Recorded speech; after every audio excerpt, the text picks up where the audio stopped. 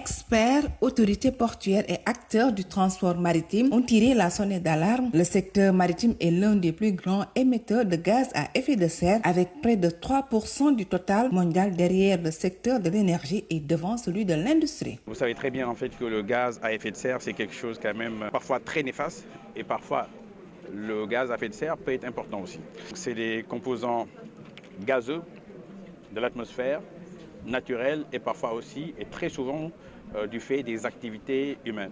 Les principaux gaz à effet de serre sont connus, c'est la vapeur d'eau, c'est le dioxyde de carbone plutôt, c'est aussi le méthane. Et donc les effets néfastes aussi du gaz à effet de serre sont connus de tous.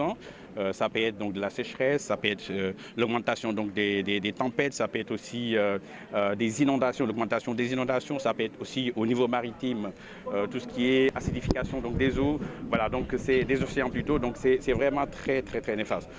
Donc aujourd'hui, on est là donc pour en discuter. Les experts donc vont se mettre à tour de table, discuter de ce problème au niveau maritime et au niveau donc des navires. L'Afrique, fortement impactée par le changement climatique et acteur clé du commerce maritime, fait face aux défis de la décarbonation du transport maritime.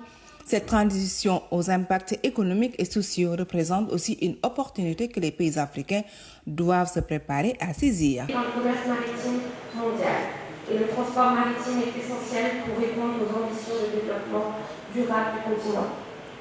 La décarbonation du secteur maritime, sous l'impulsion de l'ONU, représente par conséquent une opportunité unique pour le continent africain, notamment en matière d'investissement dans la production d'énergie renouvelable et l'ouverture de nouveaux marchés dans le maritime, mais aussi en matière de modernisation et d'attractivité des infrastructures portuaires, ainsi que la formation des gens humains. Sans le maritime, pas de commerce. S'il y a un blocage au niveau maritime, au niveau donc du transport maritime, ça va se sentir au niveau du panier de la ménagère, ça va se sentir aussi au niveau donc de la population, carrément. Donc 90% du transport maritime se fait au niveau maritime. Pendant ces 3 jours d'atelier, les participants suivront des présentations sur les mesures de l'Organisation maritime internationale visant la décarbonisation des navires en vue d'adopter une déclaration commune de Dakar reflétant l'engagement et la position de l'Afrique.